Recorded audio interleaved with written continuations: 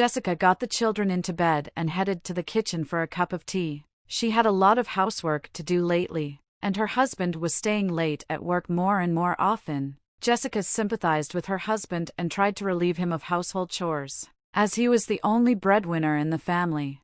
Immediately after the wedding, it was decided that Jessica will be engaged in the house and raising children, and Harry will provide for their well-being. Gradually they had 3 children, and at each new birth Harry was immensely happy and stated that he was not going to stop there. Jessica, on the other hand, however, was tired of the endless diapers, feeding and lack of sleep. She decided it was time to give herself and the kids some attention while Harry was coming home already late at night after a fun party. When she asked him why, he replied that they were so exhausted from taking care of the kids that they decided to relax and go out. "Oh, you poor thing," Jessica smiled. "Come on, I'll make you something to eat." He said he had lost his appetite and would rather go straight to bed. The March 8th holiday was approaching and Jessica asked her mom to take care of the kids so they could go to the mall and celebrate the holiday in a special way, a romantic dinner for the 2 of them. The mom agreed to take the kids to her house. Besides groceries and gifts, Jessica decided to buy something for herself. She had long felt uncomfortable not buying anything for herself and didn't want to ask her husband for money. However, she didn't have any clothes or a suitable outfit for a special occasion. Her last purchase for herself was a homemade suit that was not at all suitable for the evening she had planned. Jessica headed to one of the clothing stores and began trying on several dresses. As she was just starting to try on the second dress, she heard her husband's familiar voice and voices coming from a neighboring fitting room. "I already want to take it off you," her husband replied.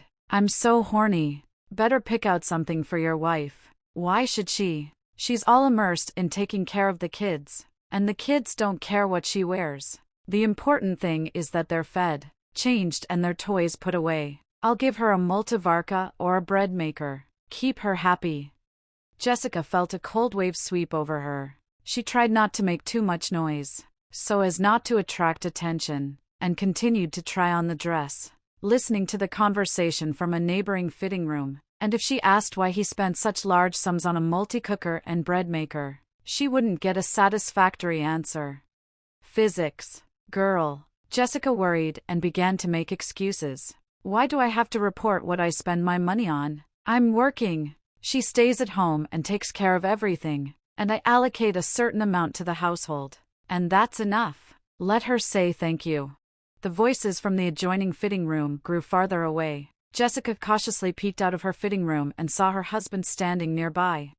Her husband was standing at the register with some blonde woman and paying for his purchases. When he finished, he turned to her and, unashamedly, kissed the cashier on the lips. "Everything okay with you?" Jessica realized that she had been in the fitting room for quite some time, sitting on a small puff and staring at one point. Yeah, everything's fine," she replied, pulling back the curtain and handing the dress to the salesman. "I'll take it all home." After letting her mom go and putting the kids down for their afternoon nap, Jessica wondered what to do now after such a betrayal on her husband's part. She hadn't expected this turn of events. Not only that he was cheating on her, but how he felt about her and what she was doing. In that moment, he questioned everything she did for the family, and wanted to run right away and file for divorce. But she told herself to stop and think. But is that the solution? He'll go off to his blonde girlfriend and I'll be left with the kids without a livelihood.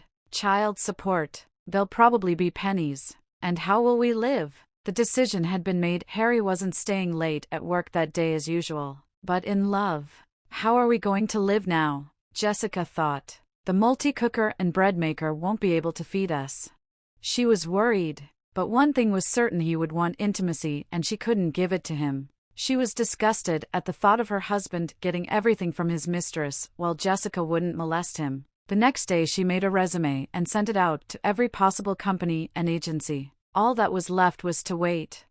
Finally, the long-awaited answer came and she was invited for an interview at one of the companies where her husband was actively working. Jessica pondered for a long time whether she should go, but she decided it was worth a try after all. After asking her mom to babysit, Jessica went to the interview. After more than 2 hours of talking to the company's management, She was offered a good position with a flexible schedule and a good salary. Of course, the starting salary was not very high, but it was enough to support herself and the children. Jessica returned home full of happiness.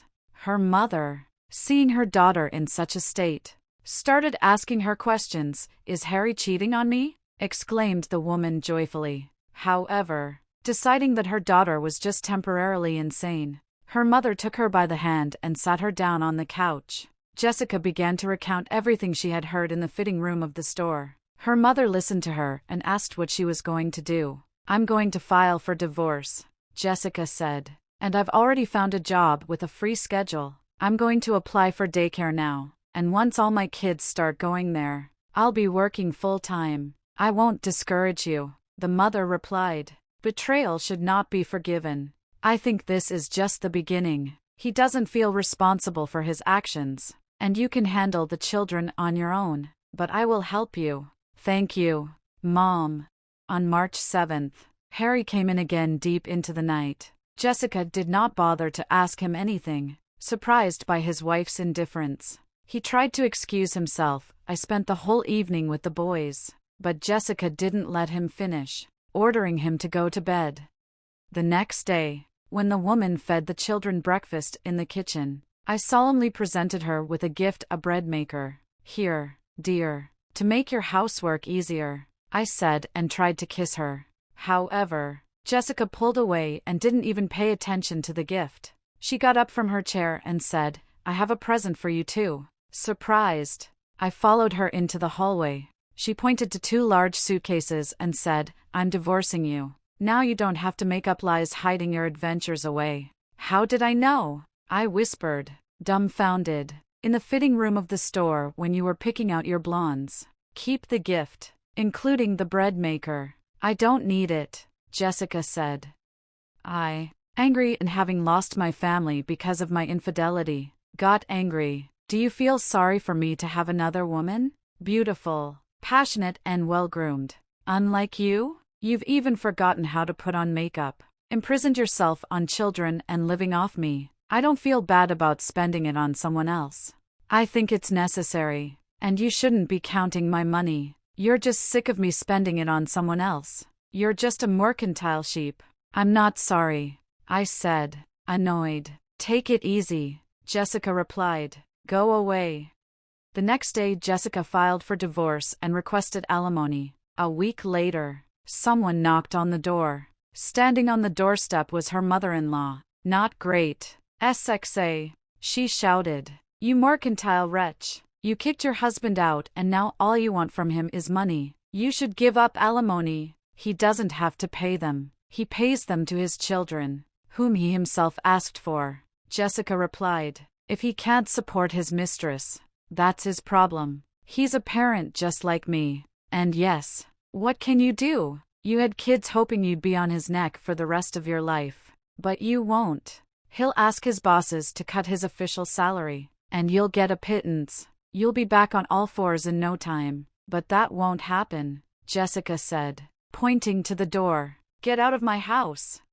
While no one called the police on her, she continued to swear angrily. A few months later, the children were given a spot in daycare, and another month after the youngest child started kindergarten, Jessica began working full-time. Greeting her, a familiar voice sounded. "Can we talk?" I apologized. "I have a lot of work to do," Jessica replied without raising her head. "Maybe we could have lunch together?"